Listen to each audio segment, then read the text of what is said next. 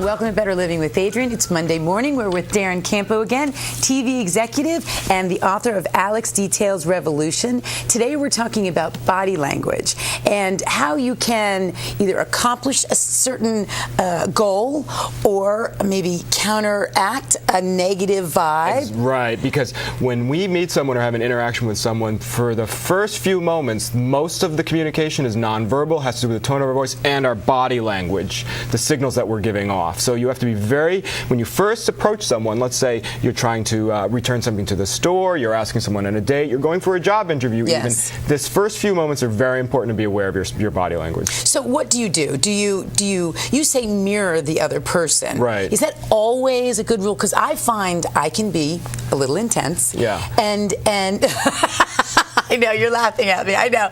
But I mean, you know, the eye contact and the mirroring someone. Well, for somebody, like, if I were a more shy person and I were coming to meet you, I would say, well, Adrienne's very charismatic and bubbly, and I really want to bring my energy level up, and you'll respond better to that. If I don't do that, then you might sort of not, I'm not catching your attention. Your approach probably works well because your energy brings people up. But just being aware of the other person's mood and trying to figure out an effective approach, whether it's mirroring or another approach, is a good first step. Because I guess it's really all about being effective. You know, right. What do you want to be effective? What are you trying to accomplish? If you're in the position of, say, what I always use the word selling, whether it's you're the one asking out the date, or if you are trying to get the job, or if you're trying to return the dress or whatever, you know, that's when you want to acquiesce and give in to the other person's mood, if you will. Right. Okay. Next step, because we have 1 minute left.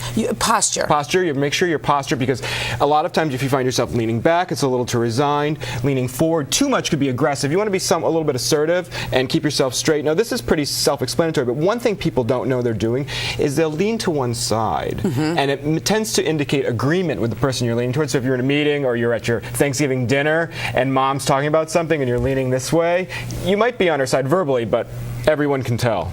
Okay, the last two things are your hands, and lastly, how do we get someone to open up their hands? You don't want to cross. So we all know this. You might talk to that person for a long time, but if you just give them something to hold on to, or some physical reason to open their arms up, it's quicker than actually getting them warmed up until the point they're comfortable and uncross their arms. So you don't want to say uncross your arms, but you could say, hey, you might say that. Right, I might say, but that's not. But you might say, could you hold this or could you hand it to me? Then now they've opened up. Emotion will follow body language. All right, there's body language, being successful with your body language with Darren Campo, and that's Better Living.